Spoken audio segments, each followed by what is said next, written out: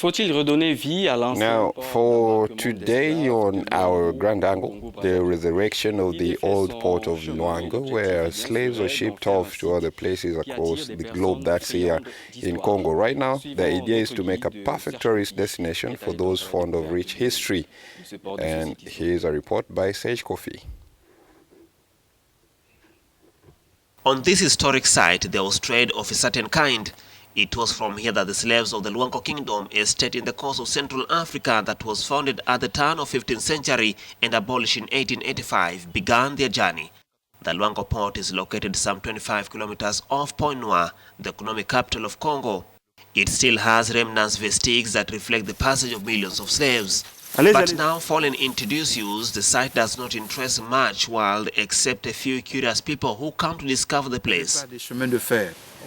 There was no railway, there was only the road. There were also no vehicles, so we had to trace the trail used by the caravans, which was 600 kilometers long, and it started from Brazzaville to the coast.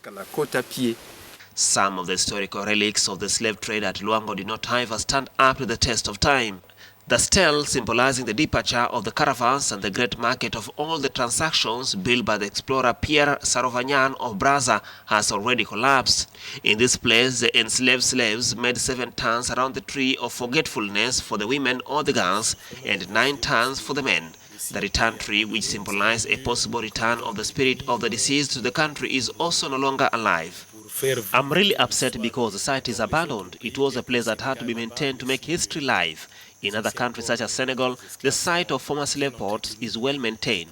Let's take an example of island like Gorée. If you visit it, it is incomparable to what we have here.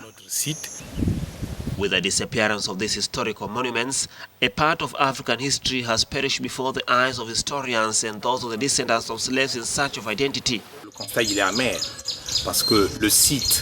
The fact is bitter because the site itself is the only one, except that when people come, we see only the vegetation, which is in a deplorable state. It is hardly known by the Congolese people.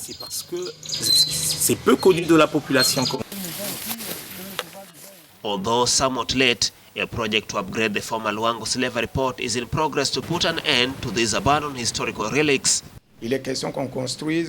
There is talk of building an African city of arts and memory. It is a project at the state level. This city can create open-air museums that could benefit local communities.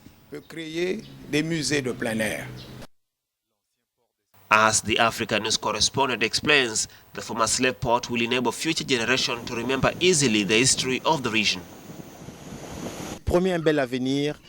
The sight of the lush green grass hardly tells the picture of the cultural richness that identifies this place. The site serves as an access route for slaves who were ferried from Gabon, Brazzaville, and the interior of Congo, as well as large portion of the Portuguese Congo, which is now the present province of Cabinda. Congo portugais, actuelle province du Cabinda. De Pointe-Noire, Naya Kartoum Gomogomo pour Africanews.